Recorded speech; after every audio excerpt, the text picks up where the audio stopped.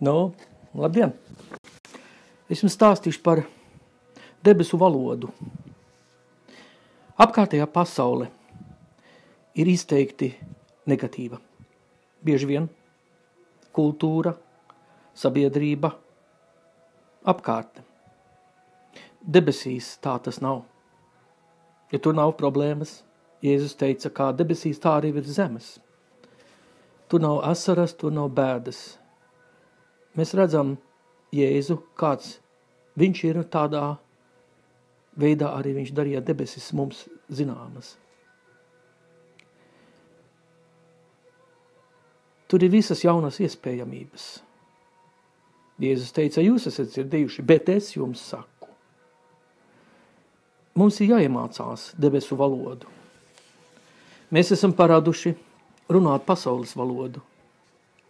Jēzus atnāca, lai mums iemācītu debesu valodu. Baznīca. Tā ir jābūt faktiski valodas centram. Jo šī valoda ir svēta.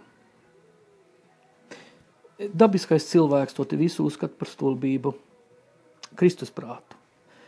Ir vieglāk būt akadēmiķim par Dievu nekā ģeķim Kristu dēļ. Tātad nevaram meklēt cilvēku godu šeit. Ir jājautā sev pašam, vai es gribu patiesību, vai es drīzāk gribu cilvēku godu. Tas jau nenozīmē, ka tu meklē kaut kā īpaši negodu vai stulbi uzvesties vai kaut kādīgi tā. Nē. Bet tas, kas nav iespējams cilvēkam, tas ir Dievam iespējams. Kad tu apskaties kaut ko, tu domā.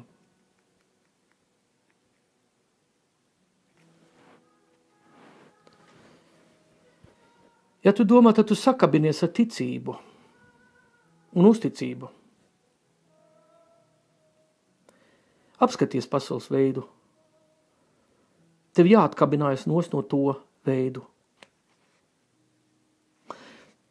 Kopīgi ar Dievu nav īsti vietas loģikai, jo tā nav tava loģika tādā gadījumā, kas tur jāvalda. Nav spriešanas spējas. Tik labas sakārā šo te Dieva valstību, ka mēs spētu to izzināt un saprast, iziet no savas spriešanas spējas. Nav tur īsta racionalitāte, jo mēs to neapsveram, kas tad būtu racionāls Dievam. Un nav nekāda intelektualitāte arī tur derīga. Dievs nav loģisks, skaitot pēc mūsu loģikas un mūsu prātu, kas nav tik liels. Dievs nav racionāls. Kā var ticēt tam, ko neredz?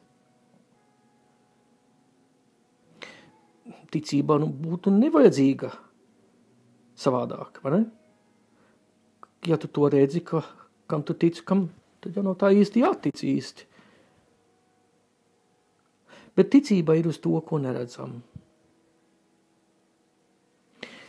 Iekšējais cilvēks to redz un dzird. Jo mēs saucam vārdā to, kas nav, it kā tas jau būtu. Tā ir ticības valoda. Tu esi dizainēts domāt par lietām. Kā pasaule nav paradusi domāt, tu esi dizainēts, lai tādā veidā tieši domātu.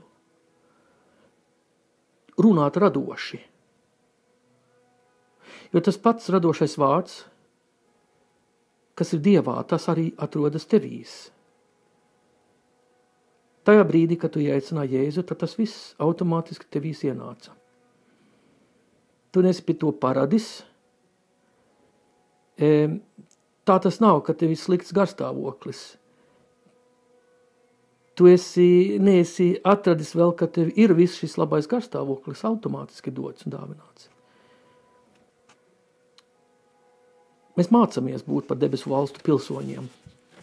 Dievs nav loģisks. Nesaprātīgs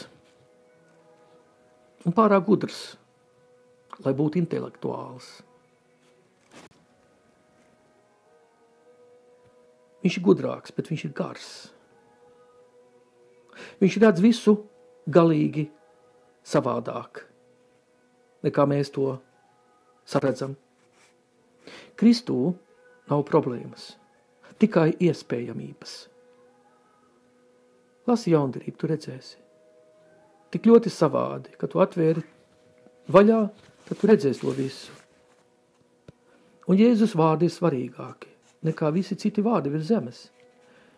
Pat arī par apustuļa vārdiem, jo mēs nesakojam apustulam Pāvilam, bet mēs sakojam Jēzum. Ja lasam jaundarību. 1/3 no tam visām vēstulēm tur ir apustula Pāvila vēstules. Mēs esam Jēzus sekotāji, nevis Pāvila sekotāji. Mums jāredz apustuļa Pāvila kalpošanu evaņģēlijā gaismā, nevis otrādi. Jēzu jaundarības vēstules gaismā, jo sekojam tagadnēji. Ko Jēzus ienesa? Kas bija tik radikāls un savāds ar viņu? 5000 cilvēks viņš paēdināja, rakstīts. Caķējs atvera durvis, ielaida Jēzu un dāvināja 4kāršu to, ko viņš bija sazadzies. Visam ciematam. Vesels ciemats palika bagāts, ka viens grēcinieks atgriezās. Jēzus atnāca un teica, principā, es to te darīšu, lai jūs brīnītos. Jēzus sevi pašu aprakstīja kā brīnumu darītāju. Visiem cilvēkiem viņu apkārtnē tā arī likās. Viss ir saistīts ar Dievu, par ko var brīnīties. Mums dzīves stilu vajag, kas tikai atkarājas no Dieva majestātes, virskundzības un varenības. Mēs esam karāļa bērni, karalistes bērni. Mums ir pieejams cits dzīves stils, kas ir brīnumains, pārāks par to, kas mums bija agrāk, un majestātes pilns. Mums ir pieejams dzīves stils. Absolūti no mums jābūt atkarīgam no tās majestātes. Jo Jēzus ir tik daudz pārāks un cienīgāks nekā citu ko mēs esam varējuši sastapt. Tu nevari būt parasts, jo Kristus mājo tevīs, tavā sirdī. Tu esi magnēts palicis visam jaukam. Viss, kas ir debesīs, ir pievilkts tur. Tāpēc, ka Jēzus mājo tevīs. Tevīs mājo principā 2 cilvēki, varētu teikt. Tu un tas otrs, kas tev nekad neatstās. Viņš nekad neaizies prom no tevīm.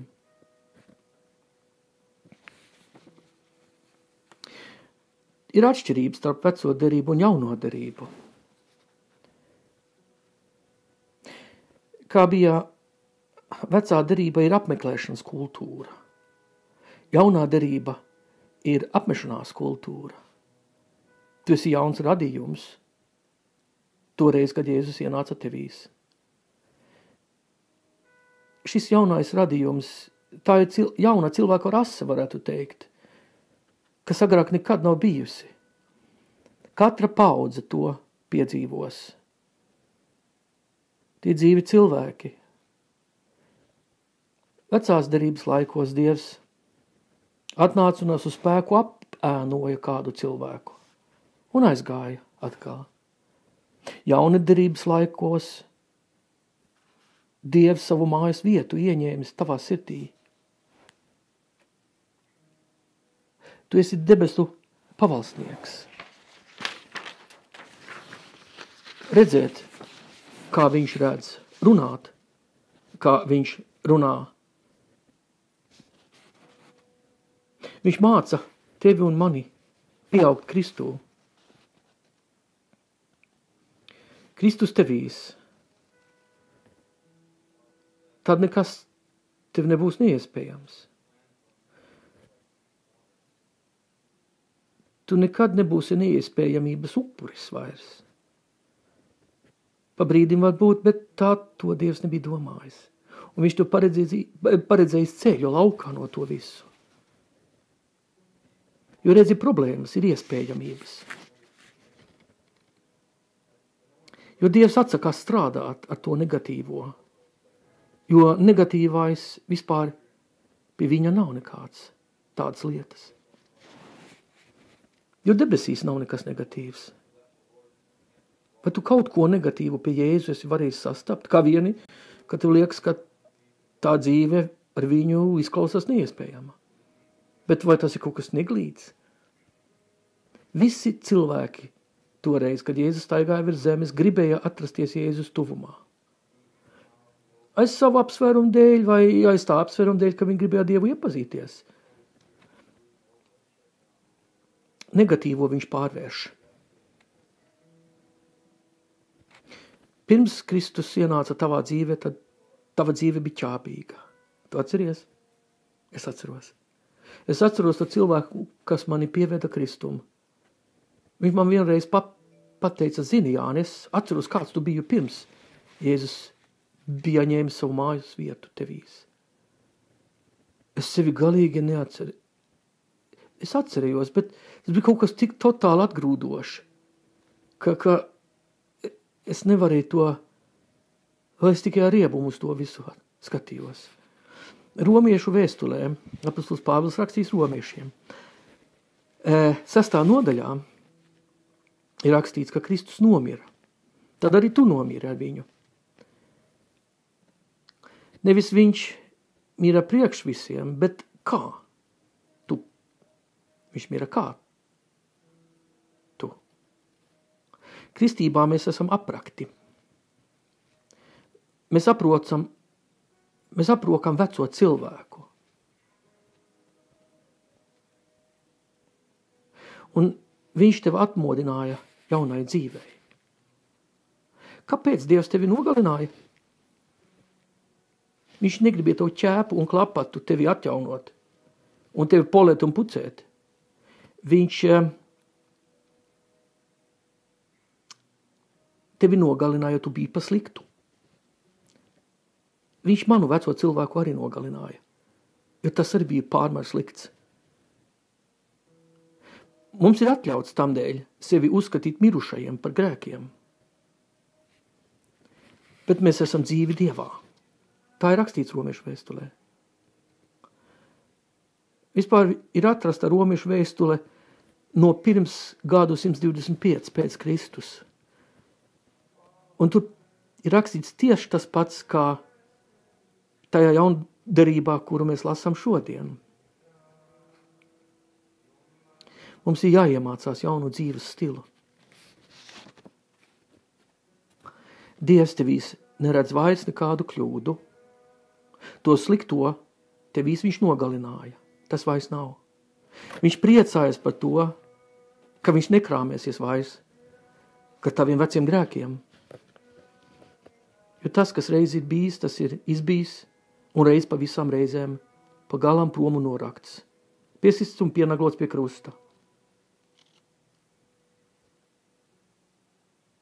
Tev ir viena jauna versija, kurā tevi ir jāietērpjas. Tev ir jāatzīst to.